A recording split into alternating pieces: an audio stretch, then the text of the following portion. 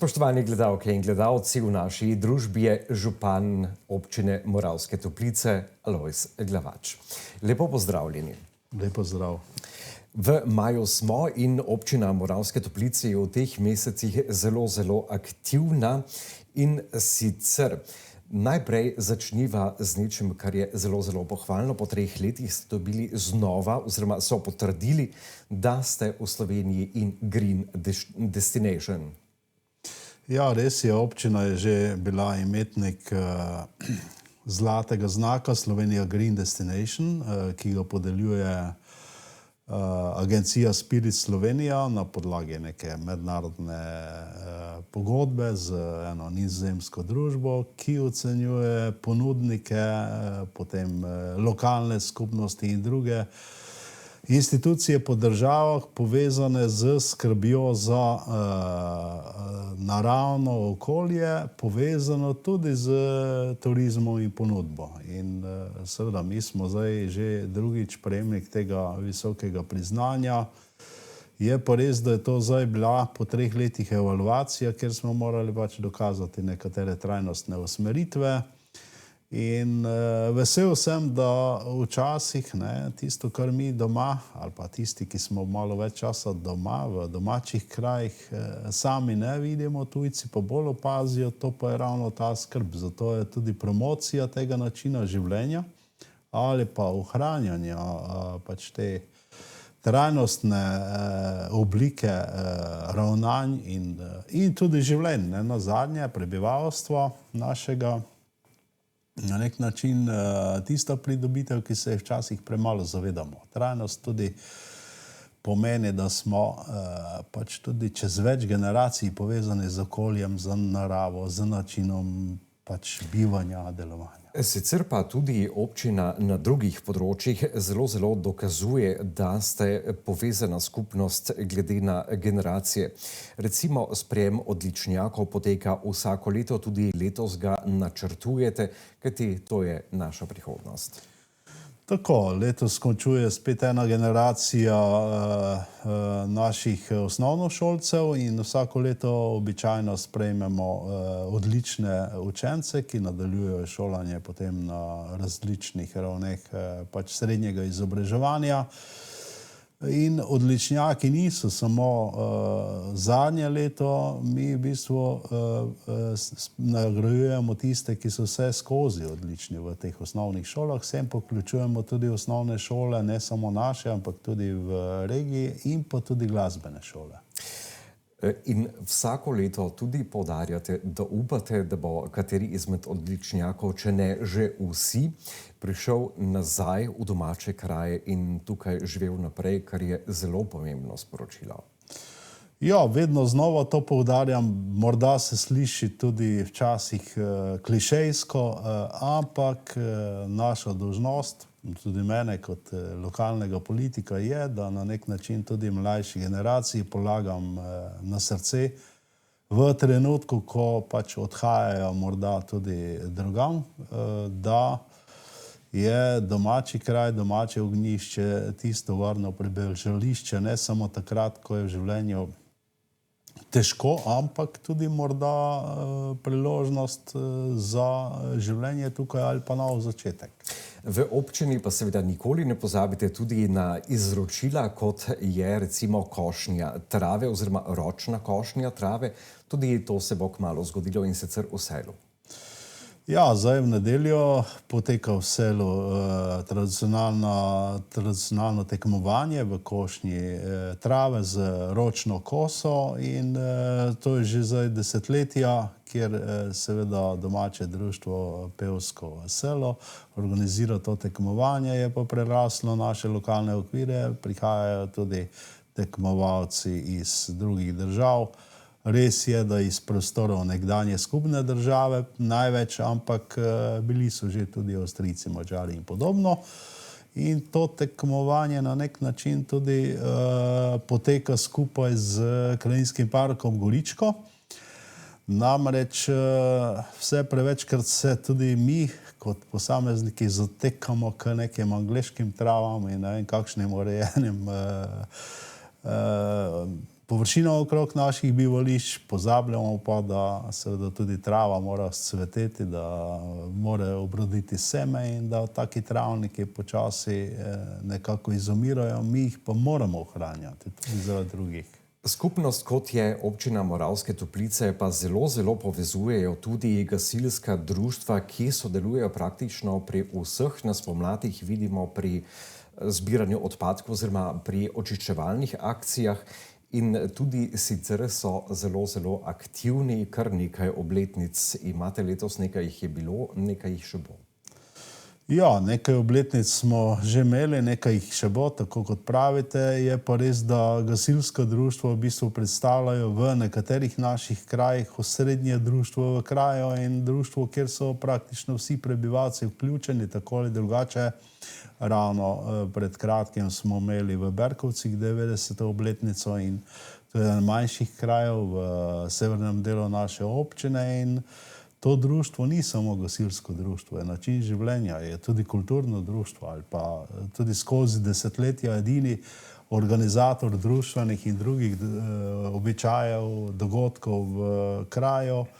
Na nek način pač ti naši kraji, manjši predvsem, pomenijo z temi društvi tudi ohranjanje, pa če hočete, ali tradicije, ali jezika, ali kulture, vseh stvari.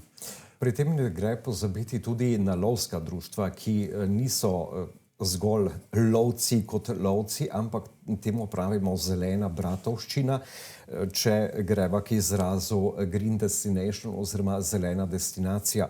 Lovske družine so zelo pomembne za ohranjanje ravnovesja v naravi. Ja, drži. Pri nas je kar precej lovskih družin. Tudi eno tako je zdaj v prejšnjo soboto imelo pomembno okroglo obletnico, to je lovska družina Mlajtinci. Res pa je, da so lovske družine tudi tisti, ki prvi zaznajo neke spremembe recimo v gozdu ali pa tudi tisti, ki na nek način, kolikor se da, povračujejo škodo, ki jo povzroči divjad bolj na goričkem delu občine, torej na njivskih površinah in drugih pač kmetijskih površinah. Tako da mi je zadnjič ravno predsednik lovske družine Prosenjakovci povedal, da letno izplačajo preko 12.000 evrov na nek način te škode po divjadi. Tako da je to ena od oblik tudi skrbi za tudi ta del območij, kjer je kmetijstvo. Zdaj pa k infrastrukturnim projektom. Odprt je razpis, oziroma bil je odprt razpis za vodovod na Martijanskem bregu in razpis boste po vsej verjetnosti tudi ponovili. Ja, drži. V bistvu smo ravno danes imeli komisijo o pač izidu tega javnega razpisa. Dejstvo pa je, da so trije ponudniki vsi dali višje ponudbe, kot imamo na razpolago sredstev v občinskem proračunu, tako da ni sicer še dokončno, vendar bomo ta razpis po vsej verjetnosti ponovili ali pa pristopili k pogajanjem z tremi, ki so se na ta razpis kot najugodnejši prijavili. To odločitev bomo sprejeli zdaj v kratkem. Je pa teh razpisov kar nekaj tudi pripravljamo. Recimo en večji razpis seveda povezan za gradnjo prizidka osnovne šole v Bogojini. Ta se je zaključil, tako da je samo še potrebno dogovoriti časovne roke in finese za sklenitev neposrednih pač teh del. Izbran je izvajalec, dva celo, ker sta dve faze, eno je gradnja, drugo je opremljanje. Potem pa sledi še kar nekaj razpisov za druge infrastrukturne objekte. Zdaj v nekaterih smo tudi zraven kot lokalna skupnost, nenazadnje je tudi znano dejstvo, da bo razpisana gradnja vzhodne soboške obvoznice, kjer mejimo kot občina, potem tudi postopek pridobitve gradbenega dovoljenja je za sebeborski zadrževalnik ravno ta trenutek se začel in te stvari so pa seveda tiste, recimo pri zadrževalniku, kjer moramo tudi mi zagotavljati proračunska sredstva. Občina Moravske Toplice je že geografsko velika, pa tudi razpršena. To se pravi, da govoriva zdaj o nadgradnji vodovodnega sistema B. Skupna vrednost tega sistema je presegala 29 milijonov evrov. In to se pravi, da tudi ta del vodovoda Martjanski breg spada v sistem B. Središče Moravskih Toplic pa je poimenovano tudi zeleni sistem, za kar se zelo zavzemate. Projekti so pri urejanju javnih površin, parkov, pešpoti in zelenih površin v središču kraja. Projekt pa poteka do leta 2029. Ja, to je za središče Moravskih Toplic je v bistvu več projektov. Eno je neposredno urejanje najstrožjega dela centra, ki je vezano tudi na investicijske in večje posege. Tukaj okrog Mercatorja, pa potem kompleksa Terme 3000, pa državna cesta in te stvari, strogi center. Potem pa ta zeleni del, to pa smo bili uspešni na razpisu za evropska sredstva, ki pa seveda pomeni tudi na nek način ohranjanje te zelene narave naših krajev, ki pa že teče in v tem projektu, ki bo trajal nekje 3-4 leta, nameravamo na nek način urediti bolj parkovno ali pa drugo površino v centru Moravskih Toplic, bolj na vzhodu, blizu Rondoja je ta del. Tako da je pa še kar precej projektov, ki seveda niso vsem tako znani, ker potekajo dogodki v ozadju. Recimo zdaj znana stvar z velikim projektom, ki ga bo financirala tudi država z evropskimi sredstvi, je kolesarska povezava Bogojina-Gančarje. Do septembra na nek način moramo zaključiti postopke z pridobivanjem zemljišč in podobno, in potem je to projekt države in 2 občin. So pa še nekateri projekti, ki so pa bolj mehke narave, tak je recimo Danube, torej Podonavje, 8 partnerjev evropskih, ki smo mi vodilni partner. Vrednost tega projekta je čez 3 milijone evrov in sega tja tudi do leta 2028. Ta projekt pa seveda bi naj našel odgovore na vprašanje, ki nas pa zadevajo celotno družbo, ne samo tukaj našo občino ali pa Slovenijo. To pa je demografska zima oziroma na nek način, kako nasloviti vprašanje delovnih mest, poseljenosti spričo seveda staranja prebivalstva in pa seveda tudi spremenjenih načinov in dela in življenja.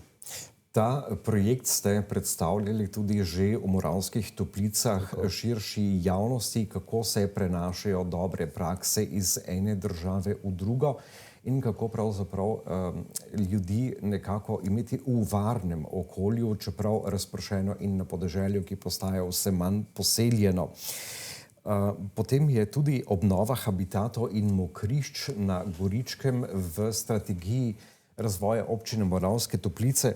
O habitatih in mokriščih malce premalo govorimo ali pa smo malce premalo govorili v preteklosti, so pa zelo pomembna za nadaljne sobivanje ekosistemov. Ja, zelo zanimiva stvar je to. V bistvu v Motvarjevcih smo že vzpostavili en tak sistem skupaj tudi s Krajinskim parkom Goričko in pa zasebnim partnerjem. Tako imenovana pot Metulja na 6 hektarjev mokrotnih in močvirnih travnikov ob delu tega Kobeljskega potoka, ki se občasno tudi razliva. In na nek način tukaj zasledujemo tudi te stvari, kako ravnati z prostorskimi ureditvami, recimo s pozidavami in podobno, ker so tudi poplave del naravnega stanja nekega sistema. Pri tem lahko omeniva sebeborski zbiralnik, ki je bil že, recimo temu, problematičen takrat, ko je bilo hudo deževje in neurje. In upravljati s prostorom ni ravno najbolj enostavno, čeprav si morda malce preveč enostavno razlagamo. Sicer pa je občina Moravske Toplice mimo tega ne moreva izrazito turistična. Zasebnimi oziroma sofinanciranimi projekti, med njimi so Terme Vivat, želite razviti tudi glamping ponudbo, projekt z nastanitvijo v Tešanovcih. Namen vseh investicij pa je povečanje turistične ponudbe in višje kakovosti namestitev.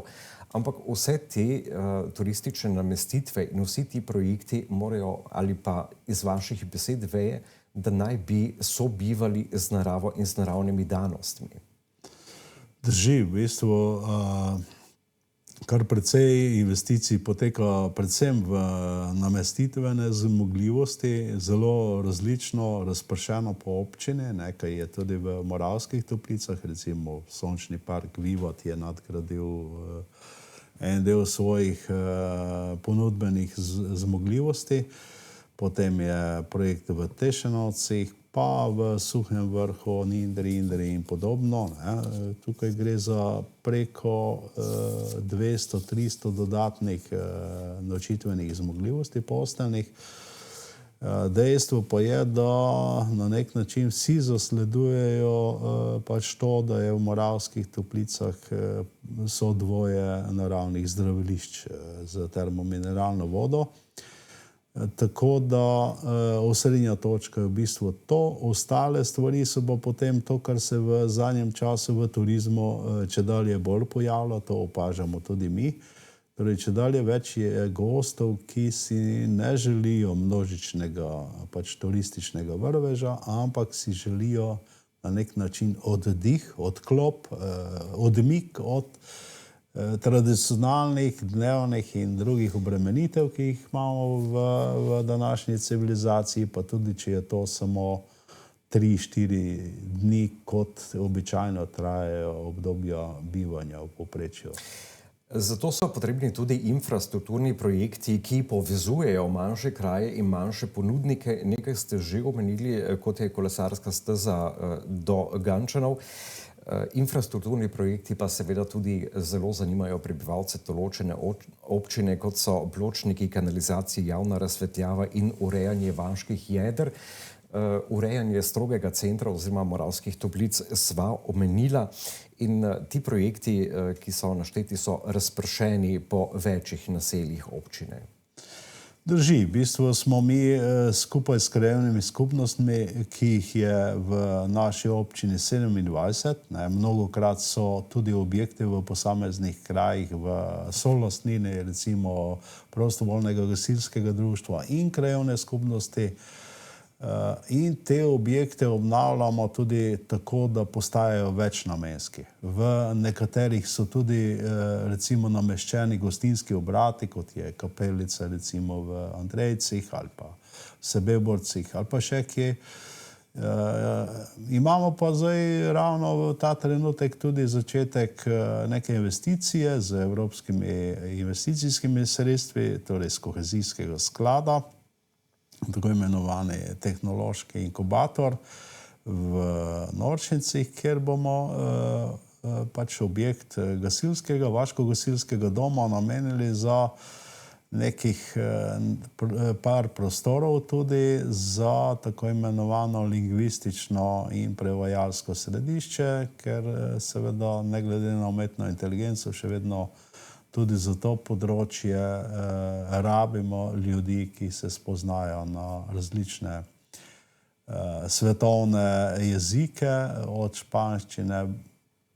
Nekatere jih poznamo vsi, tiste, ki so nam bliže, ker smo jih skozi šolski sistem imeli. Nekaj pa je takih, ki danes pričo komunikacijskih tehnologij postajajo tudi blizu, to so pa bolj oddaljeni jeziki in tiste pa ravno na ta način naslavljamo. In kar se digitalne infrastrukture tiče, moramo omeniti rune, to je pravzaprav že pri koncu in projekt je kar dolgega veka. Tako, Rune je en projekt, ki ga je uvedla Evropska komisija, mislim, da iz časov Jean-Claude Junckerja kot komisarja Evropske komisije. Je pa to projekt, kjer financirajo izgradnjo omrežij v državah, kjer veliki komercialni ponudniki nimajo interesa. Torej, tako imenovani projekt podeželja. S tem bi naj na nek način tudi podeželska okolja, kot so naša, približali pač temu običajnemu, velikemu svetu in s tem spostavili tudi možnost delovnih mest, ki jih je pa čedalje več tudi od doma, tako imenovanih. In jaz mislim, da mi imamo občino z moderno tole mrežno komunikacijo, z pač optičnimi povezavami izgrajeno, bodisi preko sistema Rune, torej ta evropski sklad, bodisi pa tudi preko komercialnih ponudnikov, kot je državni Telekom ali pa Telemach. V zadnjem času je pa zelo zanimiva ideja, ne? In se potem človek vpraša, zakaj smo vrgli toliko silnih milijard evrov v gradnjo zemeljskih omrežij, ker Starlink pa ponuja, mislim, da za nekaj evrov pač komunikacijo kjerkoli na svetu preko satelitske. Zdaj, če sva že pri financah, potem lahko nekako zaokrožimo ta del s finančni po rebalansu proračuna za letošnje leto. Občina razpolaga z približno 21,16 milijona evrov prihodkov, pri čemer velik delež predstavljajo evropska sredstva in državne investicije. Zato pa je potrebno tudi dobro delati v lokalni skupnosti oziroma dobro napisati projekte. Drži, in ta rebalans proračuna je že malo ukleščen od veljavnega proračuna, namreč tu smo že spremenili stvari, za katere vemo, da ne bodo uresničene v letošnjem proračunu.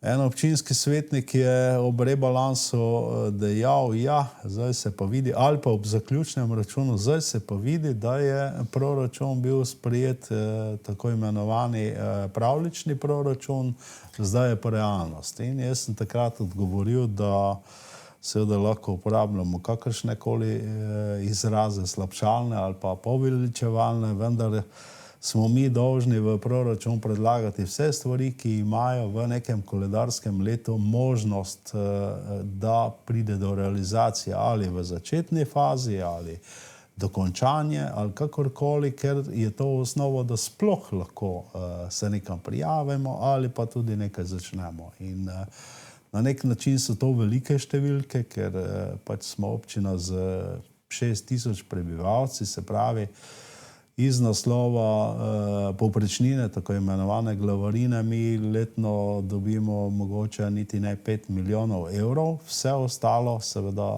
moramo pridobiti na nek način z naporom vseh tistih, ki v občini za karkoli skrbijo. In teh je ogromno, ne. To ni samo občinska uprava, to je TIC, to je čista narava, to so vrtci, šole, institucije, druge, tudi izven občine, ne, ker občina financira tudi muzej Murski Soboti, je ustanovitelj, in knjižnico in galerijo in podobno.